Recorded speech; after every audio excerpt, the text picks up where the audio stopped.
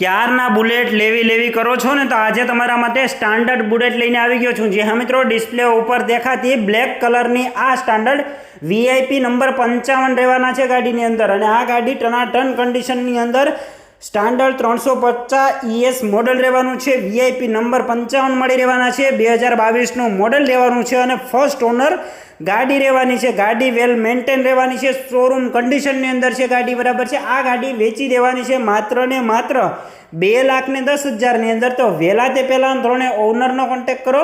ઓનરના number મેં તમને નીચે ડિસ્ક્રિપ્શનમાં આપેલા છે, ત્યાંથી તમે તેનો ડાયરેક્ટ સંપર્ક કરી આ ગાડી ખરીદી શકો છો. અને આવી જ ડીલ માટે આપણી કાર બજારને ફોલો કરી લેજો.